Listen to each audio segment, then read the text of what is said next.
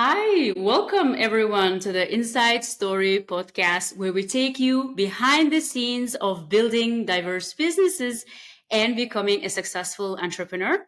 I'm your host, Dursun Halimova, a business coach and facilitator on a mission to help build impactful businesses.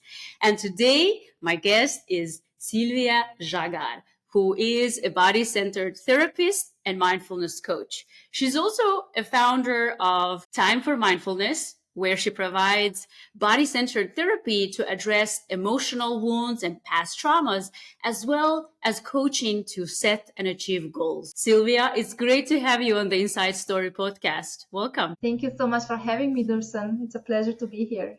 Great. To start off, Silvija, I would like to read some unfinished sentences and I would ask you to finish them for us, please. Right. Okay. Here it comes. Being an entrepreneur means Passion, trust, and love. building an impactful business requires. Commitment. Indeed. Failure is, Part of success, at least for me. and success is a result of. Ooh, lots of stuff. Hard work, intention. And the last one, being fulfilled in life means. For me, it's definitely doing what I love. And for me, it's serving. It's serving other people. Sure. Yeah, amazing. Thank you so much, Silvija. And I guess this is why you ended up in service business, right? In the business of serving other people, be it either through therapy or coaching. In fact, why don't we go ahead and, if you could briefly tell us who you are and what is Time for Mindfulness? What problem do you try to solve and for who?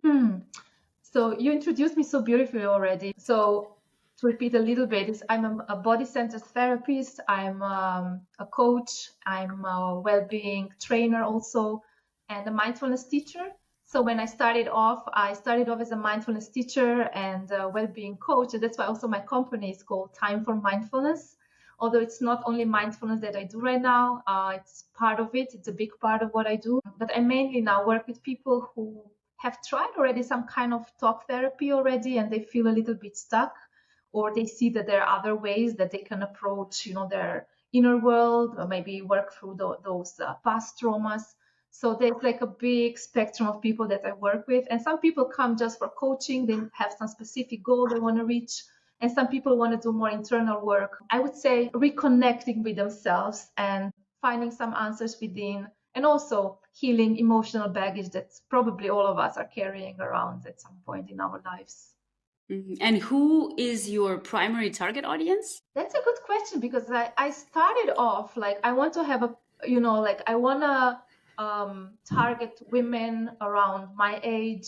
And then as soon as I decided to do that, I started getting male clients. So I kind of dropped the idea. I have to have like one particular client. But mainly I would say now are people who are open for this more body-centered somatic approach, who have already read about it somewhere and who are aware of how that could be helpful for them. Interesting. And I think it's beautiful that you do two things at the same time, right? So if I'm a coach and I do pure coaching and a little bit of mentoring and consultancy, maybe sometimes depending on the client needs, but you help clients to dig deep, go inside, as well as visit past traumas, right? But also in coaching, what's very important, I think, kind of focused on the present and maybe plan ahead in terms of future. So it's amazing that you help clients do both, kind of reflect on the past and address whatever traumas and issues are causing them trouble, but as well as then kind of go beyond that and set goals and work on achieving whatever the desired outcome might be. I just want to say that feels like an added value, I would say, because sometimes, when we go to a therapist, we do a lot of inner work, but there isn't that energy forward. Okay, so now what do I do with that? So I'm really happy and proud that I'm able to offer that to my clients, those who are interested. Yeah, I do the inner work, but then also, what do I do with that? So sometimes it's very appreciated when I ask quite coaching questions, towards the end of the session, maybe some commitment that people decide, oh, that's what I'm going to do in between the sessions. So that they start moving forward, and also, of course, seeing some goals in the horizon and trying to reach them. Yeah, indeed. That's so important, I think, to try to cover both areas, especially if it matters for people. From what I know, you were not doing therapy and coaching for your entire career. You had a full-time job before you decided to embark on entrepreneurship. Tell us a little bit about how did you transition from full-time employment to starting your own business as a solopreneur? What were some of the challenges you had to overcome to build your business? I worked in corporate world for 15, 16 years before transitioning. So what basically the main thing that happened was I went through a burnout myself. Now it was 8 years ago. My gosh, every time I tell about the number, it always seems like more further back in the past. But yeah, it was like 8 years ago, where I started with self-development, my inner work, going for my own therapist and so on. And then I started seeing, wow, there might be something else that interests me, not just what I did in my previous job. And so I started, doing trainings and kind of looking into the possibilities, how I could bring what I learned into other people. So I shared a couple of workshops with other people. And the more I was digging in, the more it was becoming clear to me that that might be my new path. But it took me probably 2 years from the initial idea to actually executing it, because it was so scary. It was scary. It was really, really scary, because I was in a very stable job, very well paid job, very secure job. And then all of a sudden, there was something new. And, people around me were telling me, what are you doing? It's crazy. You work so hard to get where you are. Why now you want to do something else? Which seems to be like a little bit my life story, getting something, but then starting something new. So yeah, that was the path over 2 years before I actually decided. And what made you overcome that initial fear and hesitation, especially when you have people around you trying to discourage you, right? Because rationally, maybe for them, it makes no sense to abandon your safety and security and just jump on something so uncertain, right? So, what gave you the confidence to push all of that aside, as well as your fears to push them aside and say, you know what, I'm going to take the leap of faith and Mhm. try to start my business? I guess there were a couple of things. One thing was I'm not a risk taker for sure. That's why probably it took me so long. I have to be sure at least partially into what is it that I'm going into. So I did a lot of research. I did a lot of, speaking also with other people who were kind of making similar transitions, who kind of, some of them reassured me, you just go and you do it, you try, you see how it is. Of course, I had also financial background, so I had some savings so that I could afford, let's say, to fail. So I won't say I just lived in there with nothing, but I had already some support. My husband, luckily, he has a stable job as well, which was helpful as well in case I would need to return into my job. So it wasn't just, I just leaped into nothing. But I guess the main moment came when it was just before COVID started, and everything was closing down, and it was probably one of the last drives to work when I sat in the car and I was in that traffic jam, and I was sitting there. I left my kids in school, and I was thinking, that's not life that I want anymore. I don't want to spend hours in my car while I know that I have some gifts and something more to offer. And that I still remember that time because it was a moment of decision. And it was in the same week when I also informed my manager, saying that I'm going to be leaving in a couple of months. So, but it took two years of thinking about it and kind of marinating in the idea before I actually did that. Yeah. It's amazing, I really believe in the statement it's better late than never. And life is short, it's beautiful. There's so many gifts we have, and I think it would be a pity not to embark and try. And I want to believe that there's always another way. Like even if you try and fail, quote unquote, right? There's always a way to go back or find a new employment or find new possibilities for yourself. Kudos for you that you actually pursued this despite feeling afraid and not wanting to take the risk and uncertainty. Thank you. And now tell us, how did you go about creating visibility about who you are, what you can provide to clients, as well as acquiring your first paying customers? Was that Mhm. journey easy, difficult? How did you handle? It was like a hell at the beginning. I was such a mess. You know, when you go and you follow different people online and you see somebody's doing that brilliant thing, the other one is doing podcast, the third one is writing a book, the fourth one is having this and that. My head was like full of ideas of what I thought that I want to do. So it took me a while actually to realize, you know, that some things simply don't work for me and that there are some other things actually that might be interesting for me to maybe consider. But it wasn't until I think it was about 6 months of this agony into my business when I realized I can't do that by myself. So I was then actively looking for a coach and a business coach.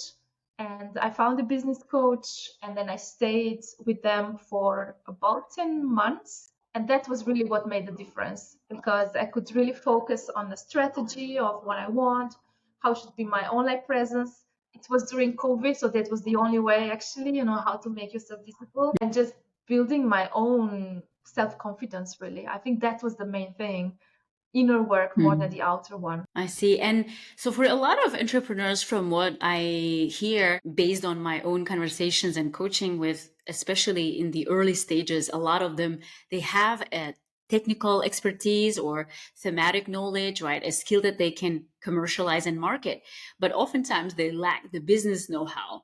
So, and which discourages a lot of them to start, right? They're like, oh, I have a skill that I could provide, but I don't know even how to start and the whole administrative process and setting up a business, because that requires, I think, a whole set of different, sometimes new skills and expertise. So in your case, you decided to hire a coach who guided you through the process.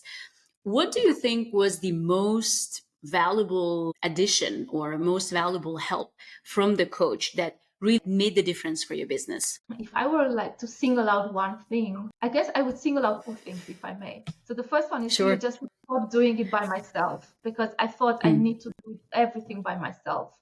So I learned to find other people who would help me with my website, for example, for accounting, and then a business coach who helped me, you know, to simply say, this is what works and what doesn't work at the stage where you are. And that for me was really important because, as I said, I was looking around at many different coaches, but I didn't have any overview about where those people are in their careers. And I was only at the beginning. So I had to almost go back into my own beginnings and start developing something that would fit my personality also, because I'm not naturally like an extrovert. I had to really learn some things, but also say no to some things that simply they didn't fit into who I am and how I want to present myself.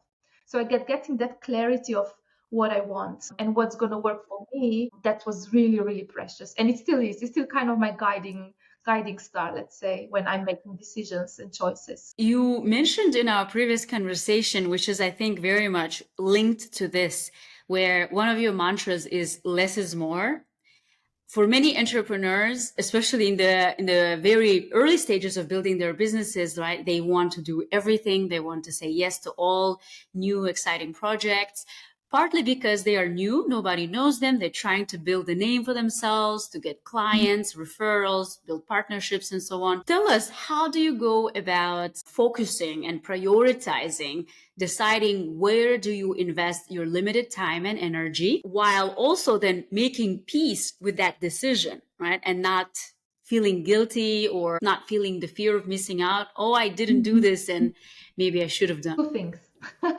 One is I'm super clear about what's my priority every single day. So when I wake up in the morning, I first set the intention for the day, like what's like super important in that day for me. I actually write it down. So what's like priority? This is something I cannot not do. And there are things that would be nice to be done, but if I put them to the other day, that's fine as well. The world is not going to collapse. So that I really start doing those things that are really super important, and usually are the things that are either, you know, contacting with clients, something that's kind of business oriented in a sense that it's gonna push my business forward, and everything else, because you know it's very easy to get stuck into idea, oh, but I need a better picture on my website, and maybe I need to make it more pretty, maybe I need another post on my face, maybe I need this and that, but that's all like nice to have, but it's not really a priority. So yeah, I think with time I got very good to distinguish what is it that going to be really, really important to do in that one particular day. And of course, putting self-care like the first thing on my to-do list. It's just simply part of my to-do list, because without that, I cannot function. I cannot be there for my clients. Indeed, I think that's so important to really take the time to recharge. And I like the saying, I don't remember who said it. I think Lisa Nicholas, one of the inspirational speakers, she was saying that you have to give and love others from your saucer. So like, imagine like British person drinking tea, right? They have a teacup and a saucer. They say you have to be in overflow. Your cup has to be in overflow. And your loved ones, family, clients, everyone, they should be drinking from the saucer and not from the cup. And I think that's so important. And I often see this with entrepreneurs, especially in the early stages. They work so much, they spread themselves too thin, and eventually they might burn out, or they have difficulty kind of balancing work and life, which I think it even doesn't exist, work life balance, right? So kind of being able to find a rhythm that works for them, making sure they attend to the needs, family needs or other needs than their business. So I think it's so essential. Thank you for mentioning that. Yeah. You also, in addition to working with clients, you also work with companies. You deliver workshops at companies on topics related to resilience and well-being. Generally, companies have very long process to select and then approve external training providers, which can be discouraging and maybe a bit long than we want, right? The sales cycle. How do you go about recruiting companies as clients? And how different is it when you work with clients, individual clients on one-on-one sessions versus delivering workshops at companies? So when I started off, what I did, I was just sending out my CV to companies for whom I felt might be interested in my work. So a couple of them actually did respond back, and we started collaborating. I was delivering well-being or resilience trainings. It took longer. It took longer time, and I thought at the time, that that's maybe not something I want to keep doing. So I kind of found a shortcut. So now I'm basically working for another training company who's actually finding their own clients, and I'm just external trainer. So I'm just a contractual for them. So I don't have to do all that onboarding and all of that with the client. So I just go and I just deliver the trainings. What's different for me is when I work one-on-one with people, it can go very deep. It's very deep work. It can be very therapeutic work. It requires a little bit different set of skills from me as a therapist. And when I work with a group of people, I'm more in a teaching mode. And I love that. I love that I can have both. When I was little, I was always playing that I'm a teacher, and I also was teaching some courses already back in my home country. So I really feel like I come alive when I'm in a group of people. But it's very different. You talk a little bit more like on the surface of things. You're explaining things. You are, raising awareness in people. But it's not the deep work. So I like a little bit the balance of both. Indeed. I mean, I personally can also relate. In addition to doing one-on-one and group business coaching, I also do facilitate trainings and workshops. And I agree. I think there is kind of different sets of benefits you get when you are in a room with so many different people. And I guess it's very difficult to maybe kind of help change. But I think as long as spark curiosity and interest in some of them to dig deeper, either on their own or with your help or with the help of someone else, I think that's kind of the mission accomplished in a way, right? It is, yeah. And Silvia, in addition to having your own business, you are also a mom to beautiful two kids. Tell us a little bit about how do you balance parenthood as well as running your business? Is it difficult? It is challenging. It is quite challenging. No, my kids are 10 and 12, so they are not that young anymore. They were, much younger when I started off with my business. So now it's getting easier and easier. I think it was really very much about what's my priority. And my priority number one is me. Priority number two is my family, my kids. And the third one is business. That's kind of a good orientation of where I'm going to spend my energy and my time, but also being with one thing at a time. So if I'm working, for my business, if I'm having clients, especially, I remove myself, I work in my space. Everybody knows that I'm working and that's it. Everybody respects those boundaries. And when I'm with my family, I try to be really strict with, not bringing work related stuff into the space where my kids are. So that helps me so that I can really juggle one thing at a time.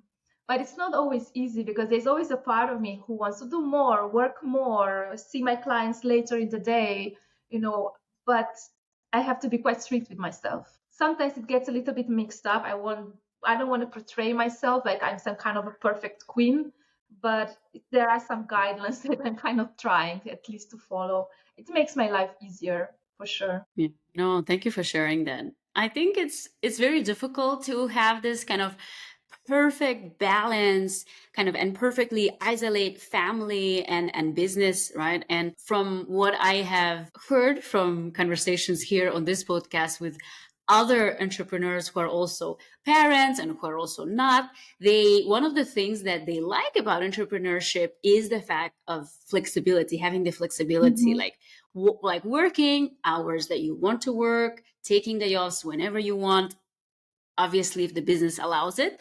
But I think, yeah, it's difficult in a way to have this perfect balance and perfectly Mm-hmm. isolate as long as you find a way that works for you. So I guess for parents to be like myself, hopefully, there's hope It's that we can possible. also Yeah. be ambitious business women, but also as well as loving and caring parents. Yes. Thank you, Sylvia.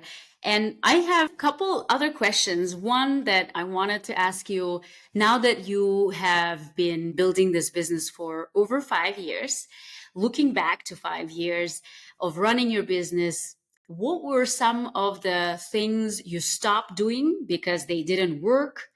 And what are the things that really served you well that you continue doing them even today? I stopped for sure doing everything by myself. That's one Mm. thing. So finding support, but also having support also for myself, just not just for businesses, for business mentoring or coaching, but also for my personal support. So my own coach, my own therapist when needed and supervision when needed. So I have a whole team of people supporting me, and that's really, really important for me. So I would say that's what serves me very well and what I also plan to continue doing. And having my own routine, I guess that's the most important one for me. Like just really starting the day with clear intention, with some yoga, with some meditation, with a walk if that's possible already in the morning. Something that kind of boosts my own energy and sets my mind on the right track so that I can really show up the way I want to show up also for my clients. So those would be like two things that I really, really appreciate that I can do on most of the days. No, amazing. Thank you so much for sharing that. I think that's so important to constantly remind ourselves, especially for solopreneurs like you and I, because we have this tendency, desire to try to do it all without asking for help. And I think asking for help is not a sign of weakness. We all need help. And as much as we like to help others, right? So I think it's important Mhm. to in ways that we can maybe outsource some of the work, ask for help, take the time off to really care for our needs. Because I think doing that actually helps us to be better business owners as well as grow our business maybe much faster in a better and more sustainable way without maybe even experiencing burnout and some of the negative Yes. aspects of like really trying to do everything all the time. Mhm. Mhm. Yeah. Yeah. You're right. There is one other question, Sylvia, that I want to ask you. This question was left by my previous guest.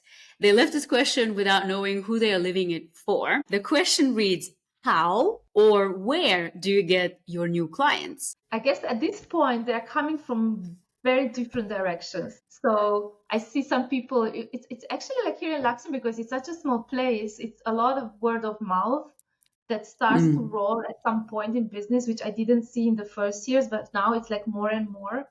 And I really appreciate that because I really think that if somebody had good experience with me and tells somebody else, they're almost kind of primed and they kind of trust me more from the beginning, and trust in the therapeutic relationship is very important. So they kind of come Yeah. a little bit differently than those clients who don't know me at all.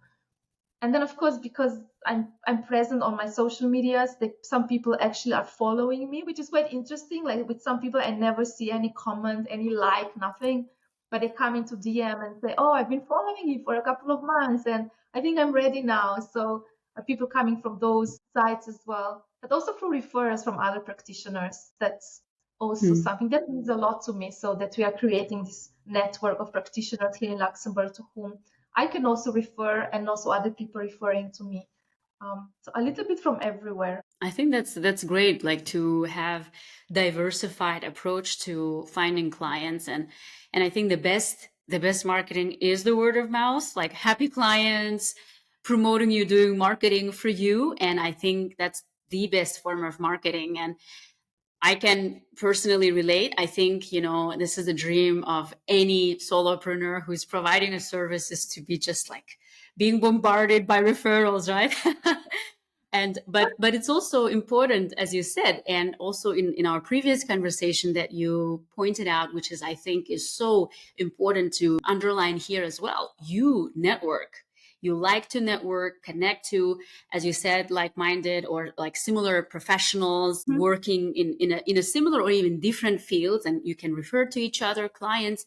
But also the fact that you go actively try to meet new people, put yourself out there, build a network, which then can serve you in so many different ways. And I think that's so Mhm. important for early stage business owners, is yeah, to build the foundation and promote themselves through networking and other means. Yes, yes. It's a very important point, Nursun, what you're saying, especially probably in this environment where we are now, like here in Luxembourg, where people know each other. And I'm not a very outgoing person. I like to stick to the group of people I know. So it was quite a stretch for me to really say, oh, I'm going to go out there and go to those events where other practitioners meet. So that wasn't an easy thing, but I started to really see the beauty of it. So it's not like going there just to get clients and just to network professionally, but I really see the beauty, because I'm meeting really great people on the way, and some of those people became my very close friends as well. And it was very good for me. It's very heart to heart kind of connection. Yeah, Yeah. no, it's amazing. And you wouldn't meet these people if you're just focusing on your business and just on your clients, which is great. But yeah, then you miss out on opportunities to meet people you wouldn't meet otherwise. Sylvia, this has been such a wonderful conversation. For me personally, I have two key takeaways. Number one is, yes, there are these stereotypical people who are born as entrepreneurs, right? They have maybe high potential to be a successful business owners. But then you showed us today that no, it doesn't have to be. You don't have to follow the mold. You can be different. You can take the time. You might feel afraid. You might not want to take risk, but then still go ahead and do and follow your passion. So you've demonstrated that today. And number two is the importance of self-care. I think this is so important, especially for entrepreneurs who are constantly pouring themselves into building their own businesses.